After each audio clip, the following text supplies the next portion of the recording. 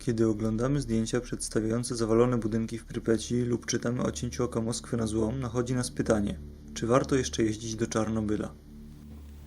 Turystyka związana ze strefą wykluczenia zaczęła się stosunkowo niedługo po samej awarii i już kilka lat po stworzeniu pierwszego sarkofagu do Prypeci i okolic na prywatne wyjazdy jeździli bogatsi turyści.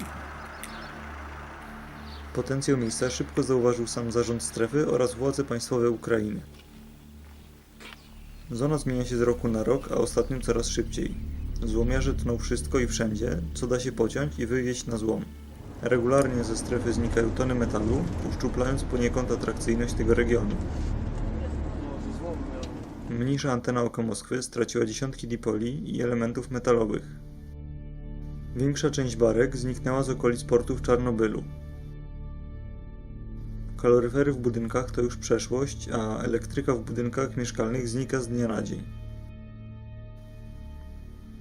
Jako że budynki nie są dobrze zabezpieczone przed działaniem czynników zewnętrznych, co roku możemy przeczytać na forach tematycznych o kolejnej zawalonej ścianie w którymś budynku w Prypeci lub o całkowitym zawaleniu się innego budynku. Takich wiadomości nie unikniemy i będziemy je czytać coraz częściej. Najbardziej znanym przykładem niszczącej Prypeci jest niewątpliwie szkoła numer 1. Jednak w Prypeci i okolicach znaleźć możemy dziesiątki domów i budowli, które dzielą los wspomnianej szkoły.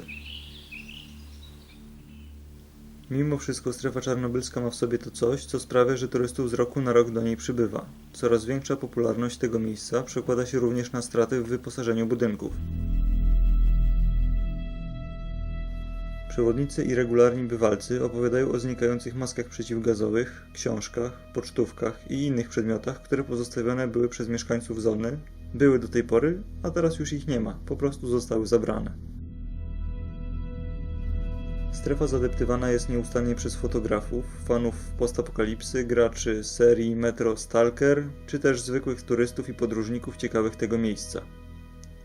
Akcje polegające na oznaczaniu i likwidacji radioaktywnych miejsc sprawiają, że obszar jest coraz bezpieczniejszy dla przeciętnego turysty i tym chętniej odwiedzany. Do strefy możemy dostać się na kilka sposobów. Z biurem podróży jako wycieczka, jeżdżąc prywatnie jako grupa lub dostać się tam nielegalnie i być tak zwanym stalkerem. Uczestnicy poszczególnych wyjazdów mają różne cele i założenia. Niektórzy chcą stanąć obok elektrowni i zrobić sobie kilka zdjęć z sarkofagiem i licznikiem Geigera w ręku.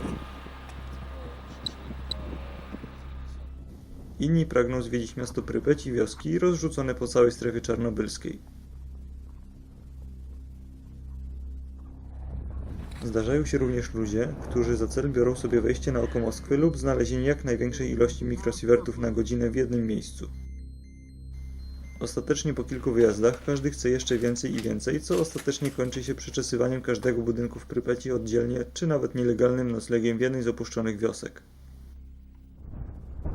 Wizyta w strefie umożliwia odwiedzenie wielu miejsc niemal jednocześnie, do których normalnie nie mamy dostępu. Możemy wejść do olbrzymiej chłodni kominowej, przejść się korytarzami elektrowni jądrowej, odwiedzić wiele opuszczonych obiektów użyteczności publicznej, czy też wspiąć się po drabinie na 150-metrowy maszt anteny, no i wiele więcej. Przez właśnie takie możliwości strefa staje się miejscem, gdzie pokonuje się swoje lęki, słabości, spełnia marzenia, doświadcza nowych możliwości, eksploracji i poznaje ciekawych ludzi. W takim razie, czy warto jechać do Czarnobyla? Ja uważam, że warto.